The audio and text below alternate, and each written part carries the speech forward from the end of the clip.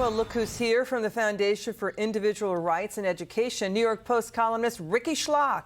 Rikki, good to see you. Good to see you. What's your take on this? Students now at Stanford, Yale, Columbia join students at Harvard supporting Hamas. Rikki, it's a terror group on the level of ISIS. It's slaughtering babies, children, senior citizens, women, entire families. What's your reaction to this?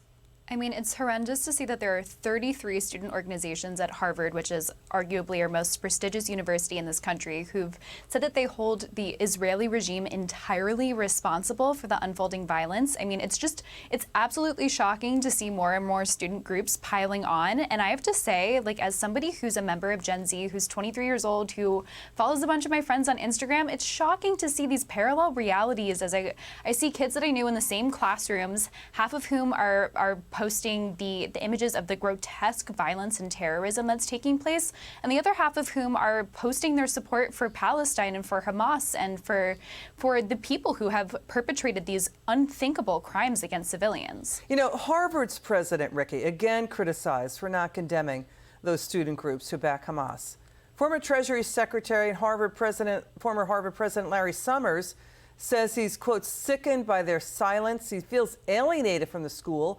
And Harvard President Claudine Gay said our students have the right to speak for themselves, but they don't represent the university. So now free speech is the excuse for not condemning?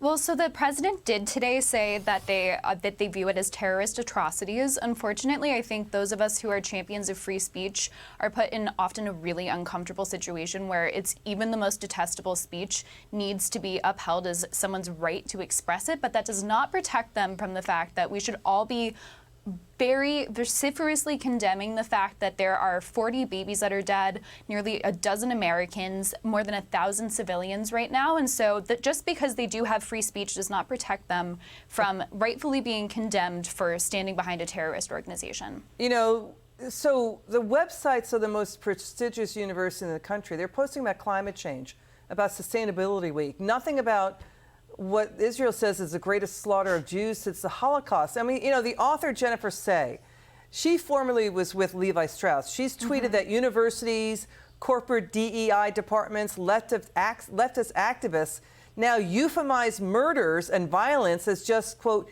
decolonization. What do you think?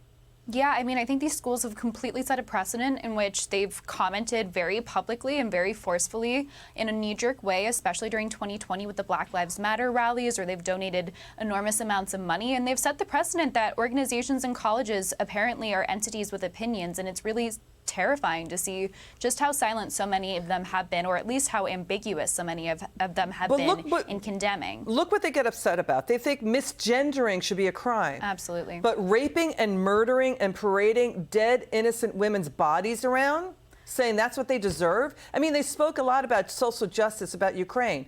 Why are they so conspicuously silent on terror on the level of ISIS? Absolutely. I mean, and these are the same people who will very seriously say that words are violence and make that argument, and yet they're conspicuously silent on condemning actual horrific violence that is being perpetrated against innocent civilians. Rikki, you have 10 seconds. Sorry, a little bit more. What would you say to these students?